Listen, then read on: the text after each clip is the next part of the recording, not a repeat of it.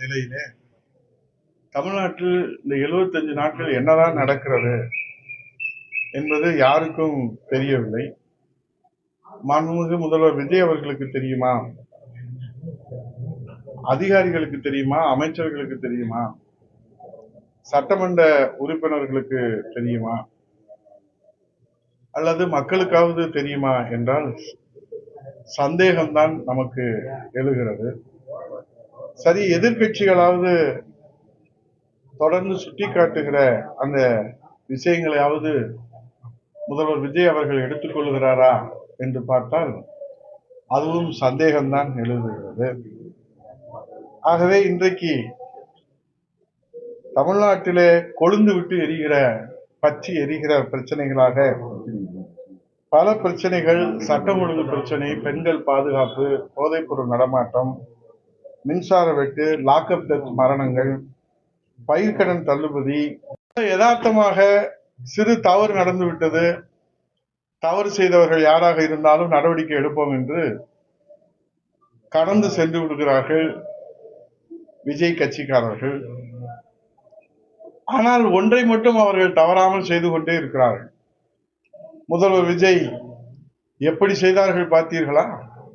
அப்படி செய்தார், இப்படி செய்தார், அதையும் செய்தார், இதையும் செய்தார், எதையும் செய்வார் என்று செய்யாததையெல்லாம் நெரேட்டிவ் செட் பண்ணி ஃபேக் வீடியோ தயார் செய்து ரீல்ஸ் வெளியிட்டு தமிழ் மொழியிலே மட்டுமல்ல, தாய்மொழி தமிழை தவிர்த்து பல மொழிகளிலும் ரீல்ஸ் வெளியிட்டு இன்ஃபுளுன்சர்களை வைத்துக் கொண்டு விஜய் பிம்பத்தை கட்டமைப்பதை தவிர தாவேக அரசு இந்த 75 நாட்களில வேறு எந்த வேலையும் செய்ததாக நமக்கு தெரியவில்லை. விஜயின் இந்த மாய பிம்பத்தை வைத்துத்தான் வருகின்ற 2029 நாடாளுமன்ற தேர்தலில் இந்தியாவினுடைய பிரதமர் வேட்பாளராக நம்ம முதல்வர் விஜயை முன்னிறுத்துவதற்கு தாவேகா கட்சி முன்னெடுப்பு எடுத்துக் கொண்டிருக்கிறது. டெல்லியிலே இருப்பவர்கள் உடனடியாக விழித்துக் கொள்ள வேண்டும் என்பது எச்சரிக்கையாக இருக்கிறது. இதை நான் சொன்னால் நம்ப முடியாமல் தான் உங்களுக்கு இருக்கும். தேசிய ஊடகங்களிலே நீங்கள் பார்த்தீர்களானால் இந்த இன்ஃபுளுன்சர்களுடைய அட்டகாசம் கட்டுக்கடங்காமல் போய் கொண்டிருப்பதை செய்தியாக தினந்தோறும் வெளியிட்டுக் கொண்டிருக்கிறார்கள், பத்திரிகைகளும் வெளியிட்டுக் கொண்டிருக்கிறது. ஆகவே இதை ஏன் நாங்கள் சொல்லுகிறோம் என்று சொன்னால், பிரதமர் வேட்பாளராக விஜயை முன்னெடுப்பு செய்கிறார்கள் என்று சொன்னால் உங்களால் நம்ப முடியாது. ஆனால் நடந்து முடிந்த தமிழ்நாட்டுடைய சட்டமன்ற தேர்தலிலே 54 ஆண்டுகளில் 30 ஆண்டுகள் ஆண்ட அனைத்து இந்திய அண்ணா திராவிட முன்னேற்ற கழகத்திற்கும் எதிர்த்து நிற்கிற ஆளுகிற கட்சியான 75 ஆண்டுகள் திமுகவுக்கு தான் மக்கள் வாக்களிப்பார்கள் என்ற நம்பிக்கையோடு தேர்தல் களத்திலே சந்தித்து மக்களை சந்தித்துக் கொண்டிருந்த போது எந்த வரலாறும் இல்லாமல், எந்த விதமான அரசியல் பின்புலமும் இல்லாமல், எந்த தியாகமும் இல்லாமல், எந்த விதமான உரிமை போராட்டத்திலும் பங்கெடுக்காமல் திடீரென்று தேர்தல் களத்திலே உள்ளே புகுந்து ரீல்ஸ் மூலமாக மூளைச்சலவை செய்து, பிரைன் வாஷ் செய்து, இன்றைக்கு நிழல் எது நிஜம் எது என்று மக்களை குழப்பி நிஜத்தை தள்ளி வைத்துவிட்டு நிழலை தேர்ந்தெடுத்ததன் மூலமாக விஜய் அவர்கள் முதலமைச்சர் அரியணையிலே அமர்ந்திருக்கிறார்கள். இந்த சேம் ஃபார்முலா, இதே ஃபார்முலாவைத்தான் வருகிற 2029 சட்டமன்ற தேர்தலிலே தாவேகா கட்சி செயல்படுத்துவதற்கு தயாராகி கொண்டிருக்கிறது. இது நான் இப்போது சொல்லி நீங்கள் ஒளிபரப்பினால் அது நகைச்சுவையாக கூட தோன்றும், அல்லது நம்ப முடியாத செய்தியாகத்தான் இருக்கும். ஆனால் கள நிலவரம், யதார்த்த நிலவரம் எப்படி நாங்கள் தேர்தல் களத்திலே, தமிழ்நாட்டு தேர்தல் களத்திலே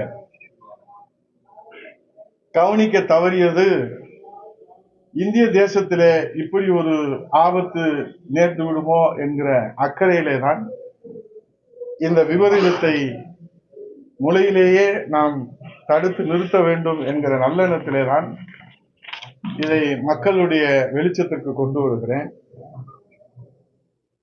இப்படி அவரை பிரதமர் வேட்பாளராக முன்னெடுப்பதற்கு தாவேகா முயற்சி நடவடிக்கையில் இறங்கி இருக்கிறது என்று சொல்லுகிற போது, மாண்புமிகு முதல்வர் விஜய் அவர்கள்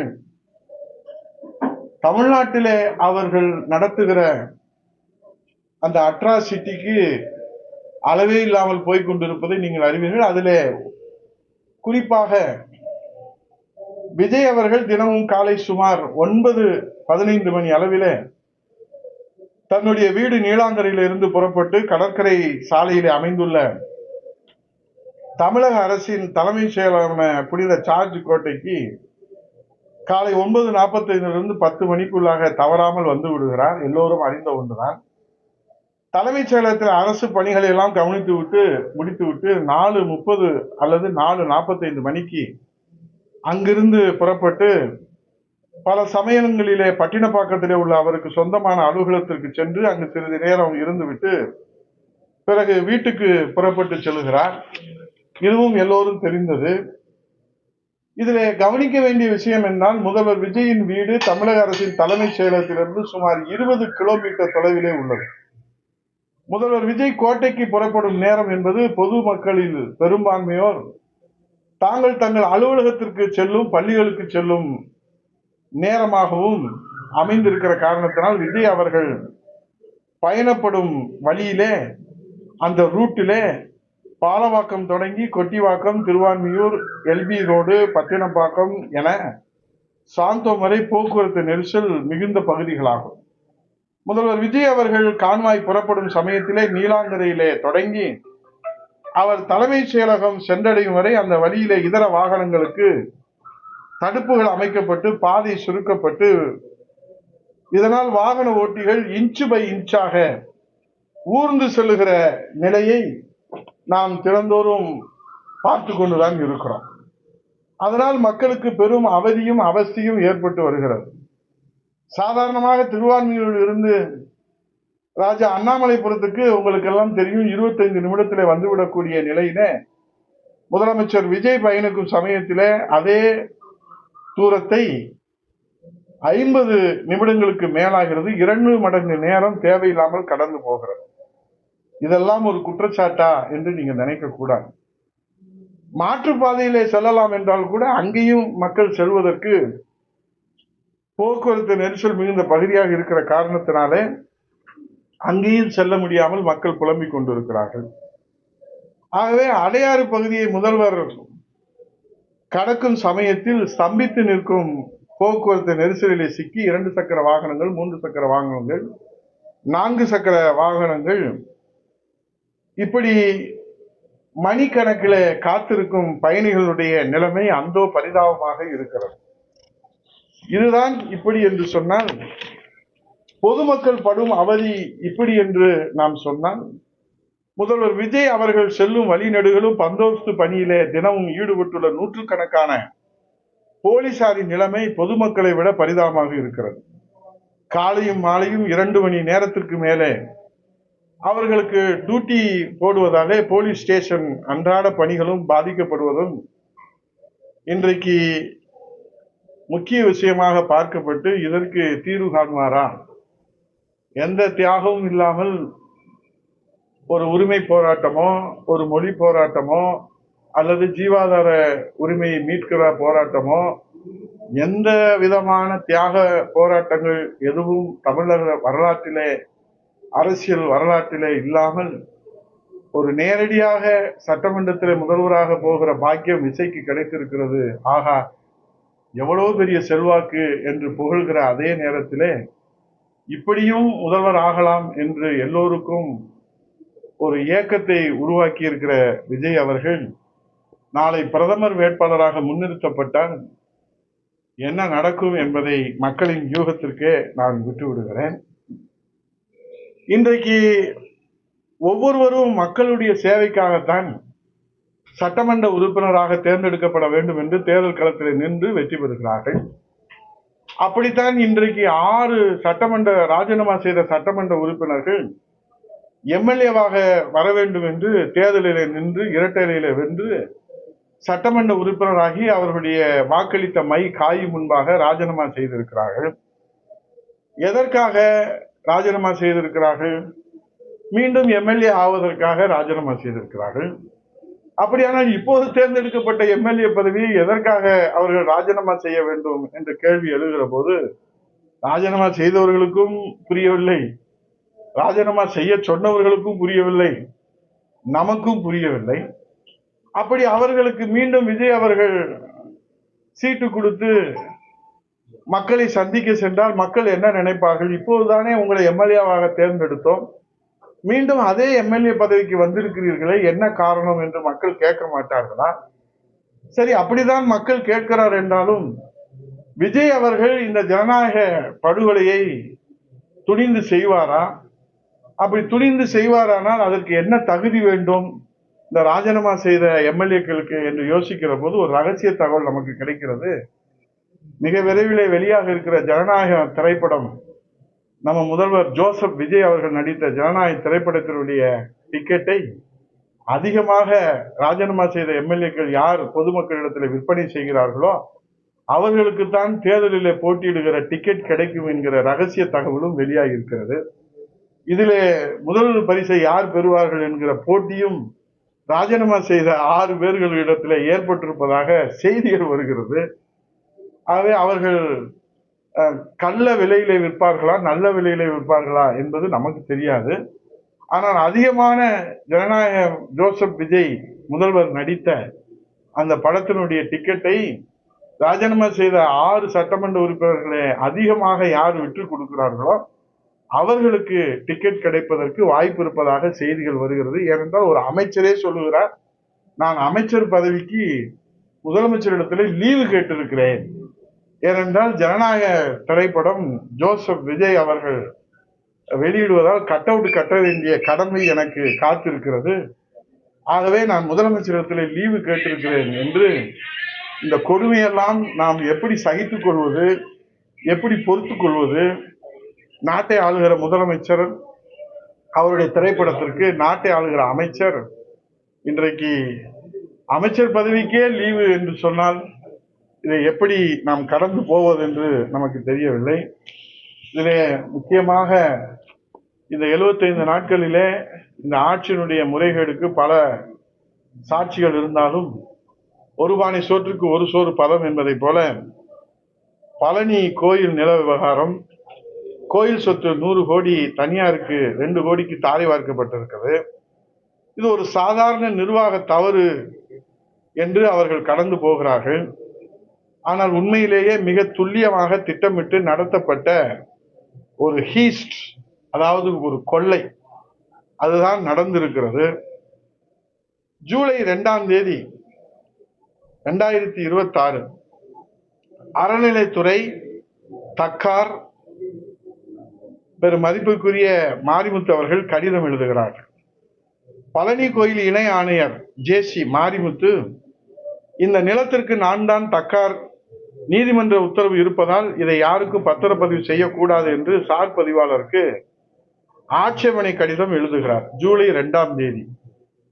ஆனால் ஜூலை 3ஆம் தேதி 2026 தனியார் தரப்பு நிலப்பதிவு ஆவணங்களை சார் பதிவாளர் அலுவலகத்திலே தாக்கல் செய்கிறது. அதே நாளிலே ஆட்சேபனை கடிதம் எழுதிய இணை ஆணையர் மாரிமுத்துவை தற்காலிகமாக பதவி உயர்விலே சென்னைக்கு மாற்றுவதற்கான கோப்பு உத்தரவை அறநிலையத்துறை ஆணையர் 3ஆம் தேதி பிறப்பிக்கிறார்கள். அதே ஜூலை 6ஆம் தேதி 2026 திட்டமிட்ட விடுப்பு முறைகேடான பத்திரப்பதிவு அது அரங்கேறப்படுகிறது. அதாவது பணியிலே இருந்த வழக்கமான சார் பதிவாளர் விடுப்பிலே செல்ல உத்தரவு பிறப்பிக்கப்படுகிறது. கொடைக்கானலில் இருந்த ஜஸ்டிஸ் மணிகண்டன் என்கிற சார் பதிவாளர் ஒரு நாள் பொறுப்பாக வரவழைக்கப்பட்டு ரூபாய் 100 கோடி மதிப்புள்ள இடம் தனியாருக்கு 2 கோடிக்கு முறைகேடாக பதிவு செய்யப்படுகிறது. ஜூலை 9ஆம் தேதி மீண்டும் பத்திரப்பதிவு முடிந்த 3வது நாளிலே இணை ஆணையர் மாரிமுத்துவின் பதவி உயர்வு ஆணை முறைப்பட்டு அமலப்படுத்தப்பட்டு அவர் சென்னைக்கு மாற்றப்படுகிறார்கள். ஜூலை 14, 15, 2026 இந்த விவகாரம் வெட்ட வெளிச்சத்துக்கு வந்ததை தொடர்ந்து திட்டமிட்டு விடுப்பு கொடுத்து மாற்று அதிகாரி மூலம் இந்த மோசடி நடத்தப்பட்டுள்ளது என உயர்நீதிமன்றம் கடும் கண்டனம் தெரிவித்ததோடு இந்த மோசடி பத்திரப்பதிவை ரத்து செய்யப்படுகிறது என்று தீர்ப்பு வழங்குகிறார்கள். ஆகவே மிக துல்லியமாக திட்டமிட்டு நடத்தப்பட்ட இந்த கொள்ளைக்கு தார்மீக பொறுப்பேற்று இந்து சமயத்துறை அமைச்சர் ரமேஷ் அவர்கள் பதவியிலிருந்து நீக்கப்படுவாரா? ஊழலே இல்லாமல் முறுக்கு விற்பதிலே முறைகேடு என்று முறுக்கி பேசிய ரமேஷ் அவர்கள் தலையிலே முக்காடு போடுகிற வகையிலே முழித்துக் கொண்டிருக்கிற போதே வெளியே பிதுங்குகிற வகையிலே இந்த 100 கோடி ரூபாய் சொத்து அபகரிக்கப்பட்டிருக்கிறது. ஆகவே ஜோசப் விஜய் முதல்வர் அவர்கள் எப்போதும் போல இதையும் மௌனத்தோடு கடந்து செல்வாரா அல்லது இதற்கு போர்க்கால நடவடிக்கை எடுப்பாரா என்பது நமக்கு தெரியவில்லை.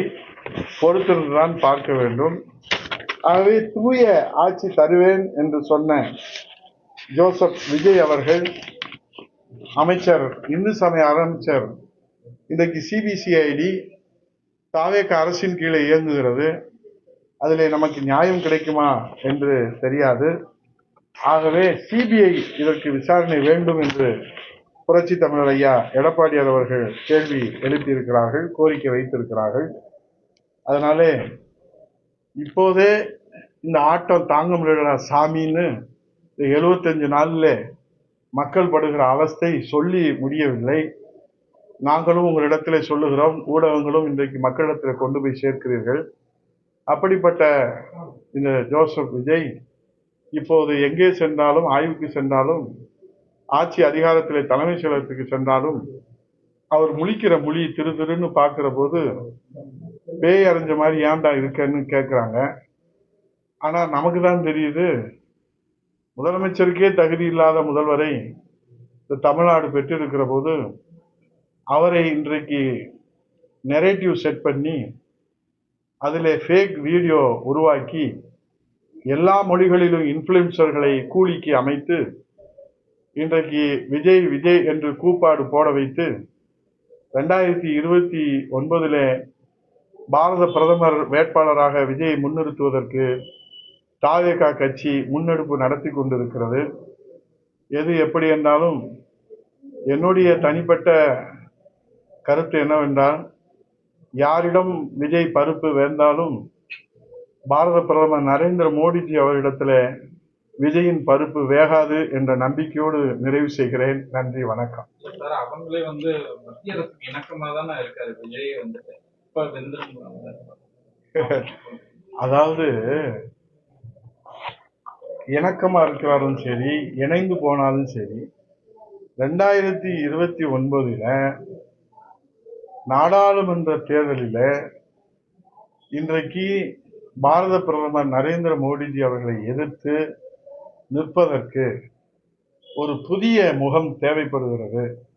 அந்த புதிய முகத்தினுடைய தேவையை பூர்த்தி செய்கிற வகையிலே தான் நீங்கள் ஊடகத்திலே பார்த்தீர்களானால், எல்லா ஊடகம், நான் ஆதாரம் இல்லாமல் பேசவில்லை, நான் அதை பார்த்து விட்டு தான் சொல்லுகிறேன், எல்லா மொழிகளிலுமே மலையாளம், கன்னடம், தெலுங்கு, ஹிந்தி, எல்லா மொழிகளிலுமே இன்ஃப்ளூயன்சர்கள் செய்யாத விஷயங்களை எல்லாம் விஜய் செய்ததாக அவர்கள் ஃபேக் வீடியோ தயார் செய்து நெரேட்டிவ் செட் பண்ணி அவர்கள் பிரச்சாரம் செய்வது ரசிகர்கள் என்று நாம் ஏமாந்து விடக்கூடாது. இது கூலி கொடுத்து கூப்பாடு போடுகிற ஒரு பயங்கரமான பித்தலாட்டம். செய்யாத ஒன்றை செய்ததாக சொல்வது என்பது பத்திரிகை தர்மத்திற்கு உகந்தது அல்ல. ஆகவே இந்த பித்தலாட்டத்தை தமிழக அரசு பெயரிலே அரங்கேற்றுகிற இந்த பித்தலாட்டத்தை மத்திய அரசு உன்னிப்போடு எச்சரிக்கையோடு, அவர்களுக்கு ஐபி இன்டெலிஜென்ஸ் பியூரோ உளவுத்துறை இருக்கிறது, முளையிலேயே கிள்ளி எறிய வேண்டும் என்கிற அக்கறையிலே தான் நான் அவர் பிரதமர் ஆகக்கூடாதுன்றதெல்லாம் நான் சொல்லலை. யாரு வேண்டாலும், எல்லோரும் இந்நாட்டு மன்னர்கள். ஆனால் நீங்கள் அந்த வீடியோ பார்க்கிற போது வயிறு பற்றி எரிகிறது. செய்யாததையெல்லாம் செய்ததாக ஒரு ஃபேக் வீடியோக்களை தொடர்ந்து வெளியிடுகிற போது அதை தடுத்து நிறுத்துகிற கடமையும் பொறுப்பும் மத்திய அரசுக்கு இருக்கிறது என்பது நான் தகவல் தொழில்நுட்பத்துறை அமைச்சராக இருந்த காரணத்தினாலே இதை மக்களுக்கு நான் வெளிப்படுத்துவதற்கு கடமைப்பட்டிருக்கிறேன். ராகுல் தான் சார் அவங்க பிரதமர் கேண்டிடேட்டா சொல்றாங்க. ராகுல் ஏன்னா அவர் காங்கிரஸ் இருக்கனால விஜய் வந்து ராகுல பிரதமராக்க ஒத்துழைப்பார் அப்படின்னு சொல்றாங்க. அதாவது 2014 அதற்கு பிறகு 19 அதற்கு பிறகு 24 3 தேர்தலிலும் ஏற்கனவே நின்று அவர்கள் வெற்றி வாய்ப்பு பெற முடியாத காரணத்தினால் புதிய முகத்தை தேடுவதாக இவர்களே ஒரு நெரேட்டிவ் செட் செய்து அதற்கு இன்றைக்கு உலகம் முழுவதும் ரசிகர்கள் உள்ள விஜய் தான் சரியான நபர் என்று திட்டமிட்டு இந்த நெரேட்டிவ் செட் பண்ணி ஃபேக் வீடியோஸை வெளியிட்டு மக்கள் மத்தியிலே அதற்கு பயங்கரமான வரவேற்பு இருப்பதை போல அதற்கு ஒரு ஃபீட்பேக் கொடுக்கக்கூடிய இந்த டிஜிட்டல் பித்தலாட்டத்தை இதுவரை தமிழ்நாடு மட்டுமல்ல இந்தியாவே பார்த்ததில்லை. ஆகவேதான் இதை உடனடியாக உரிய முறையிலே கண்காணித்து தவறு இருக்கிற பட்சத்திலே அதற்கு உரிய நடவடிக்கை எடுக்க வேண்டும் என்பதை நான் பொது வெளியிலே அதை ஆதாரத்தோடு சொல்கிறேன். இப்ப தேர்தல் வச்சாலும் விஜய் வந்து 180 தொகுதிகளுக்கு குறையாம ஜெயிப்பாருன்னு வைகோ ஏற்கனவே வச்ச தேர்தலிலே அவர் தேவையான 118 பிடிக்க முடியாமல் எட்ட முடியாமல் அவர் எட்டி குதிக்கிற அந்த நிலையை பார்த்து முழு கிணறு தாண்ட முடியாமல் முக்கா கிணறு தாண்டி கிணத்துக்குள்ளே உளுந்து விடுவார் என்பதற்காக அவர் ஜனநாயகத்தையே பலி கொடுப்பதற்கு துணிந்து விட்டார் என்பதுதான் இந்த குதிரை பேரம் 6 சட்டமன்ற உறுப்பினர்கள் ராஜினாமா செய்துவிட்டு இப்போது ஜனநாயக டிக்கெட்டை பிளாக்ல விற்பதற்கு தயாராக இருக்கிறார்கள். இதுதான் நிலைமையாக இருக்கிறது. நன்றி, வணக்கம்.